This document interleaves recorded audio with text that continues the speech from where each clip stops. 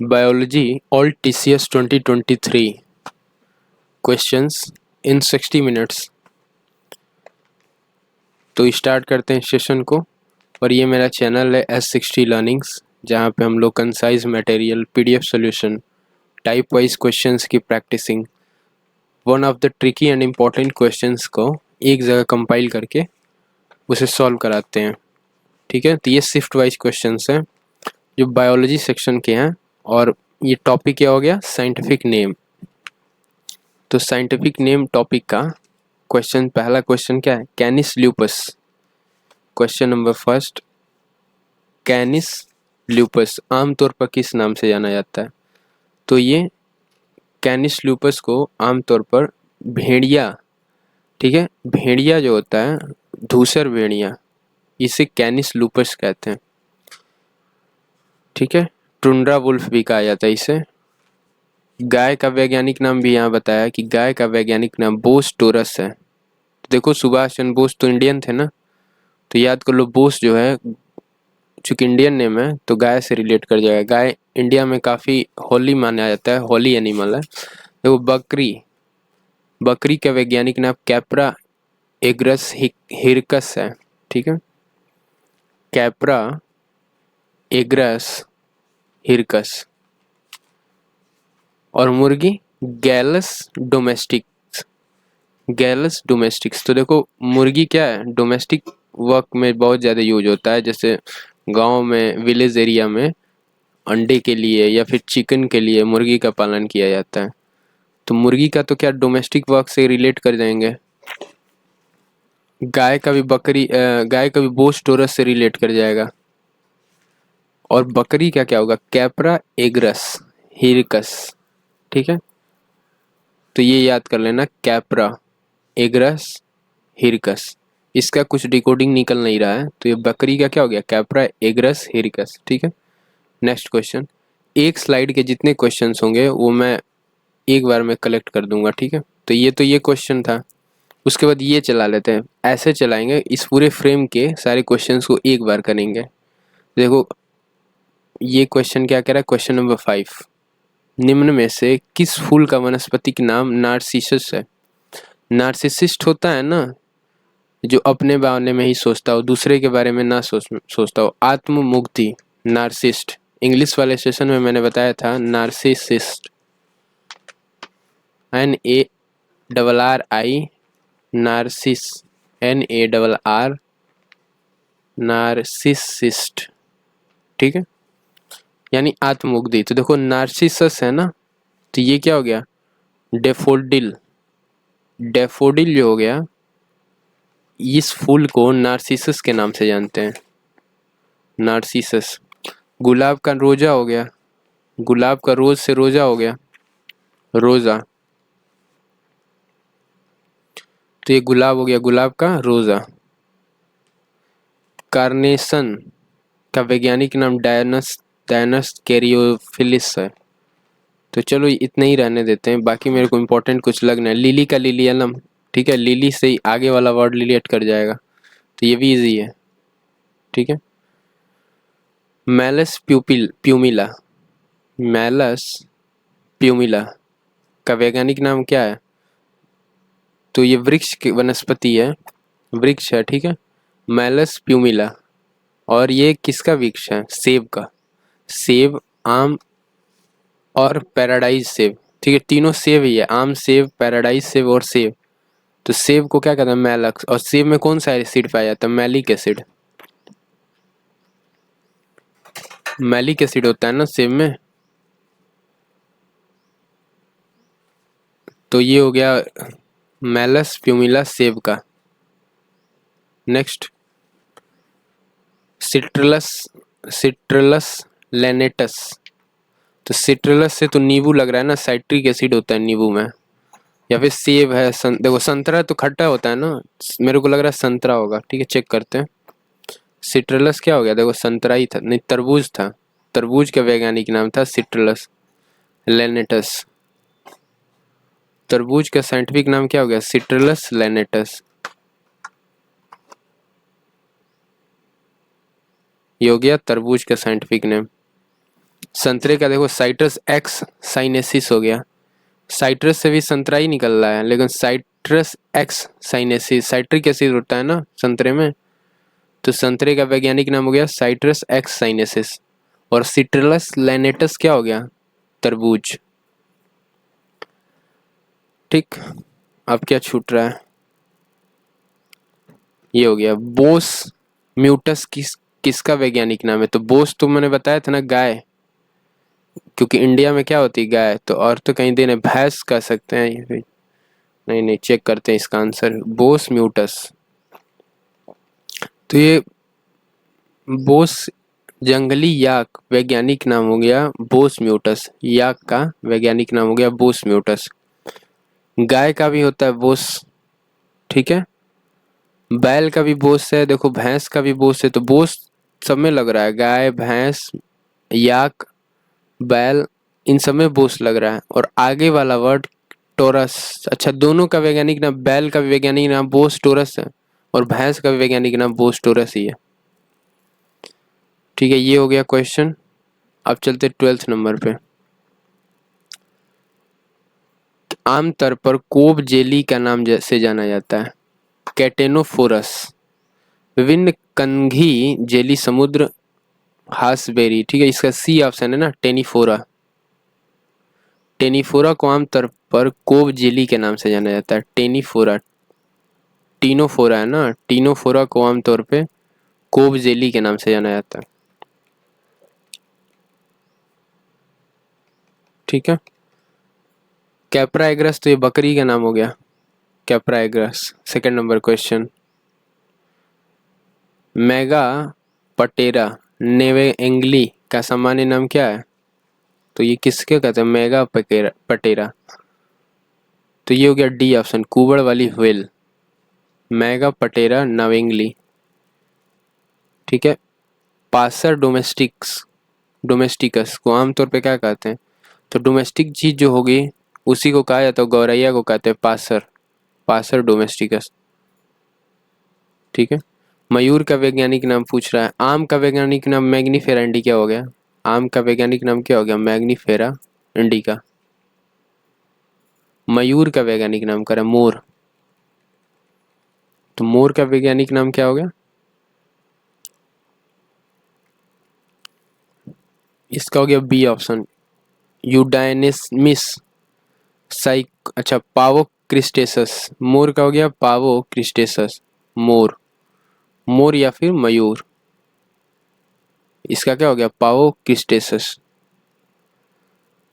शेर की पूछ है, शेर की पूछ के लिए पूछ रहा है कि शेर की पूछ जैसे मैका को कहते हैं, तो ये क्या हो गया बी ऑप्शन, बियर्ड लंगूर।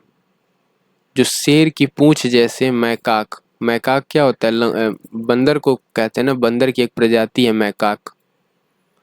तो जो बियर्ड लंगूर होते हैं, बियर्ड का मतलब क्या होगा भालू, बियर मतलब भालू हो गया ना, तो बियर्ड लंगूर यानी उनकी पूंछ क्या होती है, शेर की पूंछ जैसी होती है, इन्हें क्या कहता है, बियर्ड लंगूर। साइनोकोबालामीन, ये तो B12 को कहेंगे ना, साइनोकोबालिन इसका साइंटिफिक नेम है, B12। विटामिन बी और सी ये दोनों पानी में घुलनशील होता है। दो तरह के विटामिन होते हैं, एक तो पानी में घुलनशील और एक वसा में घुलनशील। तो बी और सी क्या हो गया, पानी में घुलनशील हो गया। अब बाकी जितने विटामिन हैं सब वसा में घुलनशील हैं। अगला, तो ये सेशन का पूरा क्वेश्चंस हो गया, मयूर वाला भी हो गया ना, पासेरस डोमेस्टिक ये गोराया हो गया पासेरस। ठीक है, अब आगे बढ़ते हैं। ये क्वेश्चन क्या कह रहा है, क्वेश्चन, इसका क्वेश्चन नहीं लिखा है कहीं, चलो ये देखते हैं। क्वेश्चन नंबर 17, निम्न में से किस पोषक तत्व की कमी से गंडमाला का तो देखो ये आयोडीन की कमी से होता है थायराइड में, कंठमाला रोग या फिर गंडमाला रोग ये आयोडीन की कमी से होता है। अगला, मानव शरीर धूप से विटामिन डी लेता है, ये भी इजी हो गया। साइनोकोबालिन B12 रिपीट कर गया ना क्वेश्चन, देखो MTS 2021 में क्वेश्चन रिपीट किया। अगला, अच्छा साइंटिफिक नेम अलग अलग बोल रहा है। तो थाइमिन हो गया B1 जिसकी कमी से बेरी बेरी रोग होता है। साइनोकोबालिन क्या हो गया B12, इसका नाम है साइनोकोबालिन। नियासिन हो गया B3 को, नियासिन। और पाइरिडोक्सिन क्या हो गया B6। पेलेग्रा रोग किसकी कमी से होता है, B5 की कमी से। विटामिन B5 की कमी से कौन सा रोग होता है, पेलेग्रा। ठीक है, तो नियासिन हो गया B3, ये भी आया हुआ एग्जाम में क्वेश्चन। थाइमिन B1 ये भी आया है, तो ये भी एग्जाम में आया, ये भी आया है। और साइनोकोबालिन। इस सेशन में मैं जितने क्वेश्चंस बताऊंगा वो सारे एग्जाम्स में आए होंगे, अगर नहीं आए होंगे तो क्वेश्चन पे मैं कोई डिस्कशन नहीं करूंगा, आगे बढ़ जाऊंगा, उस क्वेश्चन को स्किप कर दिया जाएगा। निम्न में से कौन एक वसा विलेय विटामिन है। देखो B और C बताए थे ना कि जल में घुलनशील है। अच्छा, रोग रक्त को थक्का जमाता है, तो देखो ये पढ़ने से पता चलेगा विटामिन B के विटामिन होता है ना जो रक्त को थक्का जमाता है क्लॉटिंग के लिए। तो के की कमी से क्या होता है, रक्त का थक्का नहीं जम बनता है। जैसे घाव होता है, घाव कहीं कट उठ जाता है तो सूखता है ना, ब्लड जम जाता है ना, वो नहीं जमेगा। सी सर्वाधिक क्या होता है, खट्टे चीजों में आंवले में सबसे ज्यादा होता है विटामिन C। फिर क्वेश्चन क्या कह रहा है, निम्न में से प्रति ग्राम प्रोटीन की मात्रा सबसे अधिक होती है। तो सोयाबीन में सबसे ज़्यादा प्रोटीन की मात्रा होती है। ये सारे क्वेश्चंस मेरे को इसलिए याद है कि ये रिपीटेड क्वेश्चंस हैं, वन लाइनर स्टैंडर्ड क्वेश्चन है, तो इसमें मैं डिस्कशन नहीं करवा रहा हूँ। देखो 100 ग्राम में 36 ग्राम प्रोटीन होता है। सोयाबीन के 100 ग्राम में 100 ग्राम सोयाबीन लोगे तो 36 ग्राम तुमको प्रोटीन मिल जाएगा। तो प्रोटीन का लिए अंडे जो लोग नॉनवेज होते हैं वो क्या करते हैं, ज़्यादा स्टूडेंट्स को मैंने देखा है कि वो अंडे का सेवन करते हैं प्रोटीन के लिए। तो आप जो वेजिटेरियन है उनके लिए मैं बता रहा हूँ कि आप क्या कर सकते हो, सोयाबीन का इस्तेमाल कर सकते हो। और सबसे ज़्यादा सोयाबीन, देखो सबसे ज़्यादा सोयाबीन में प्रोटीन सोयाबीन में ही मिलता है। प्रोटीन का काम क्या होता है, जितने विकास की चीज़ें हैं, वृद्धि वाली जितनी चीज़ें, कोशिकाओं की वृद्धि हो गई, लंबाई में वृद्धि हो गई, बालों का झड़ना कम करना, ये सारी चीज़ें वृद्धि वाली चीज़ें प्रोटीन का से होता है। पोषण के स्वपोषी रूप के लिए आवश्यक है। तो पोषण का स्वपोषी योग के लिए क्या हो गया, कार्बन डाइऑक्साइड, पानी, क्लोरोफिल और सूर्य का प्रकाश। क्योंकि पौधे क्या होते हैं, स्वपोषी होते हैं ना, तो पौधे कैसे भोजन बनाते हैं, सूर्य के प्रकाश से, क्लोरोफिल से, पानी से और कार्बन डाइऑक्साइड से। 3 प्रकार के परपोषी होते हैं, निम्नलिखित में से उनमें से कौन सा नहीं है। तो ए उपभोक्ता, परपोषी यानी दूसरे पर आने वाला। मांसाहारी आप दूसरे का मांस खा रहे हो, शाकाहारी आप घास फूस खा रहे हो, वो भी तो दूसरा ही है ना, फल कोई दूसरा फल दे रहा है और आप उसको खा रहे हो। सर्वाहारी यानी जो दोनों मांस और शाकाहारी दोनों, उसे क्या कहेंगे, सर्वाहारी, जिसमें दोनों कैरेक्टर्स हो। तो उपभोक्ता क्या हो गया, जो बनाता है, तो क्या हो गया, परपोषी हो गया। नहीं है, परपोषी नहीं है ना कह रहा है, तो वही है उपभोक्ता। अस्थि ऑस्टियोपेरेसिस विटामिन डी की कमी से होता है हड्डियों में। ऑस्टियोपेरेसिस ये विटामिन डी की कमी से हड्डियों में होता है। सूर्य के प्रकाश में विटामिन डी मिलता है, ठीक है। और क्या हो गया, यह है विटामिन का अस्थि सुषुप्तता, ये भी विटामिन डी इसकी कमी से होता है, क्योंकि हड्डी कमजोर हो जाएगा ना। सूर्य के प्रकाश में जो बच्चे जन्म लेते हैं उनको हल्का हल्का धूप दिखाया जाता है।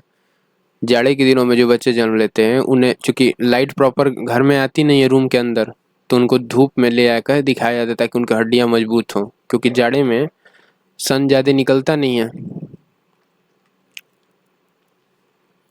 ठीक है, ये हड्डी मजबूत करने के लिए विटामिन डी हो गया।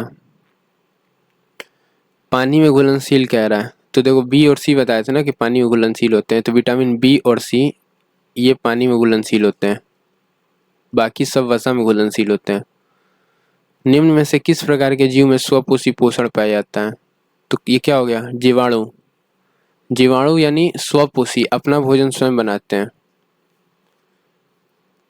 और क्या हो गया, बी और सी पानी में घुलनशील है, वसा में घुलनशील ए डी ई और के हैं, ठीक है, तो ये तो हो गया।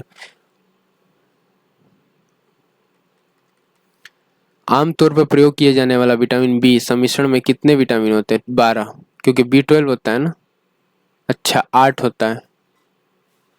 B1 नंबर 1, फिर B2 हो गया नंबर 2, B3 हो गया नंबर 3, B5 हो गया 4, B6 हो गया 5, B7 हो गया 6, B9 हो गया 7 और B12 हो गया 8। देखो बी के कितने विटामिन है, तो बी ऐसे है ना, 8 के शेप का जैसा है ना, तो याद कर लो कि 8 ऐसे बन जाएगा। ये क्या कहला, निम्नलिखित में कौन सा पानी में घुलनशील है? अगेन रिपीटेड क्वेश्चन, ये रिपीट कर गया।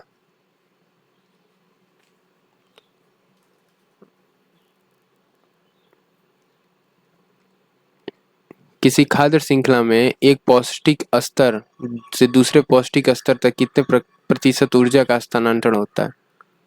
तो 10% कम से कम। 0.1 हो गया ना, 10%। बी 10% के खाद्य श्रृंखला में एक पौष्टिक स्तर से दूसरे पौष्टिक स्तर तक कितने प्रतिशत ऊर्जा का हस्तांतरण होता है? 10%। 10% की फ्रैक्शनल वैल्यू क्या होगा? 1/10। 1/10 यानी क्या हो गया? 0.1। प्रोटीन को अमीनो एसिड में इकट्ठा करता है, प्रोटीन को कितने अमीनो एसिड में इकट्ठा करता है? तो सी 20 अमीनो एसिड में। प्रोटीन को कितने अमीनो एसिड से इकट्ठा किया जाता है? तो 20।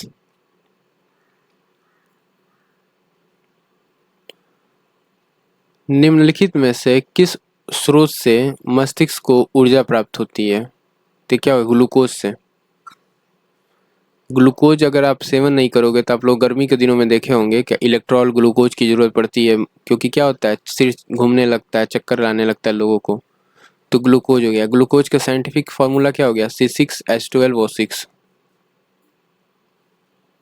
तो ग्लूकोज का सेवन किया करो, पानी की कमी ना होने दो गर्मियों के मौसम में।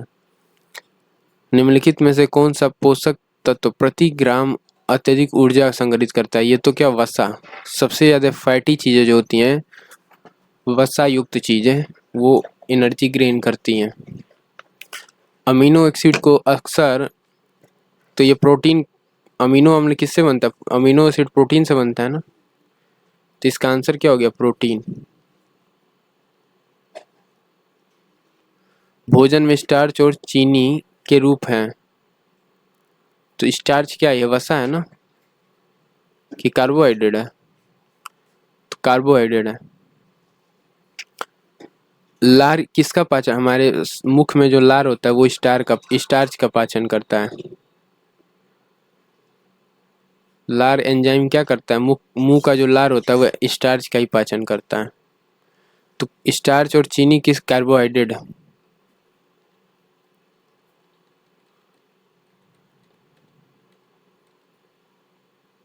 और कुछ छूट तो नहीं रहा है ना? ये बी में 8 हो गया। देखो अगेन रिपीट कर गया ये क्वेश्चन। बी में कितने हो गए? 8। 8 कॉम्प्लेक्स हो गया ना। यहाँ पे आया था 26 नंबर, देखो 30 नंबर फिर रिपीट किया है। B12 हो गया है। B12 सबसे ज़्यादा किसमें? मछलियों में सबसे ज़्यादा पाया जाता है। वनस्पति आधारित खाद्य पदार्थ में भी पाया जाता है। देखो मैक्सिमम बोल रहा है, मौजूद नहीं होता है। तो मौजूद किस में नहीं होता है? इसमें नहीं होता है। मछली में होता है, हाँ बिल्कुल। फिश प्रोडक्ट्स में होता है, कुकुट प्रोडक्ट्स में भी होता है, और मिल्क डेयरी प्रोडक्ट्स में भी होता है B12। लेकिन सबसे ज़्यादा का कहा जाए तो मछलियों में होता है। मछली में सबसे ज़्यादा क्या होता है? B12 होता है। वनस्पति आधारित खाद्य पदार्थों में नहीं होता। और क्वेश्चन कोई छूट रहा नहीं? चलो, ये तो प्रोटीन हो गया था ना, जो अमीनो एसिड वाला। अमीनो एसिड किस में पाया जाता है? प्रोटीन में। प्रोटीन से मिलकर अमीनो एसिड बनता है। जब भोजन ग्लूकोज का विघटन ऑक्सीजन के रूप में किया जाता है तो इसे क्या कहते हैं? वायवीय श्वसन, अवायवीय श्वसन। जब भोजन ऑक्सीजन के उपयोग के बिना, वायुवीय में उपयोग के साथ या बिना है, तो अवायवीय श्वसन हो गया। उस ऊतक का नाम बताया जो एक पौधे को विभिन्न भागों में भोजन पहुंचाता है। तो जल क्या करता है? जाइलम जल से बना है। देखो जाइलम क्या करता है? जल फैलाता है, पहुंचाता है विभिन्न ऊतकों तक। और फ्लोएम फल से बना है, तो फ्लोएम क्या करता है? ये फल पहुंचाता है। तो भोजन पहुंचाने का काम क्या करेगा? फ्लोएम करेगा। कौन सी प्रक्रिया जड़ों में पत्तियों तक पानी और खनिज के अवशोषण और ऊपरीमुखी गति से मदद करती है? वाष्पोत्सर्जन। वाष्पोत्सर्जन की प्रक्रिया क्या करती है? जड़ों से पत्तियों तक पानी और खनिज के अवशोषण और ऊपरीमुखी गति से मदद करती है। ग्लूकोज और प्रोटीन, लिपिड्स या न्यूक्लिक एसिड जैसे घुलने वाली शर्कराओं के बीच गैर एंजाइमी अभिक्रिया है। तो ये ग्लाइकोलाइसिस हो गया ना, ग्लाइकोलाइसिस या फिर ग्लाइकेजन, ग्लाइकोलाइसिस कहते हैं या फिर ग्लाइकेजन है, ठीक है, केशन नहीं है, केजन है। तो ग्लाइकेजन, ग्लाइकेज या ग्लाइकोज से ही तो बनना है, ग्लूकोज से। ग्लाइकोज ग्लूकोज का भी साइंटिफिक नेम होता है। तो ग्लूकोज हो गया, प्रोटीन हो गया, लिपिड या फिर न्यूक्लिक एसिड जैसी शर्कराओं को, शर्करा मतलब शक्कर, शर्करा क्या होता है? शक्कर। शक्कर क्या होता है? चीनी। चीनी का फॉर्मूला क्या होता है? C6H12O6। चीनी का फॉर्मूला क्या होता है? C12 होता है ना, C12H22O11, ये चीनी का फॉर्मूला होता है, C12H22O11, C12H22O11, ये चीनी का फॉर्मूला होता है।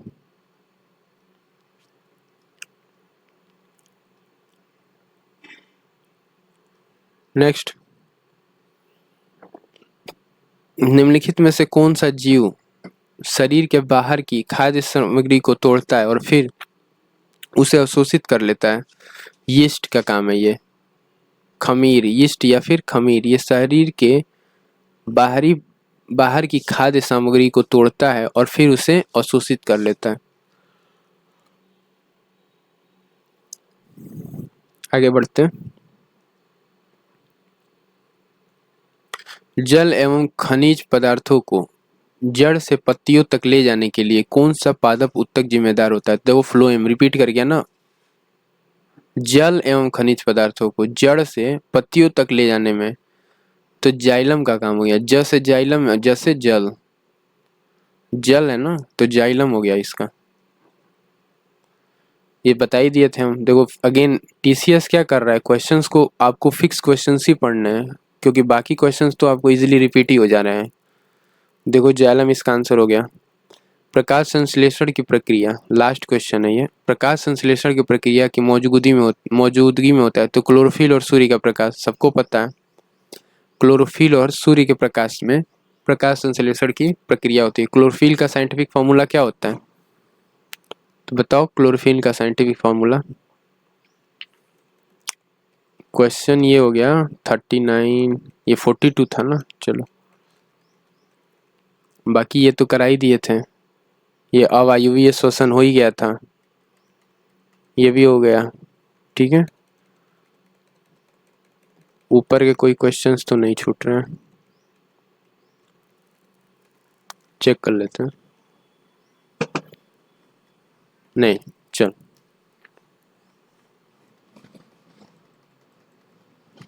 तो 50 क्वेश्चंस तक कवर करा दिया जाता है। चलो पहला ये पौधों में पोषण आ गया, ठीक है, तो इतने तक रखते हैं सेशन को, छोटा सा सेशन रहेगा। और फिर पौधों में पोषण जो है, इस सेशन को ब्रेक करके फिर एक और सेशन बना देता हूँ।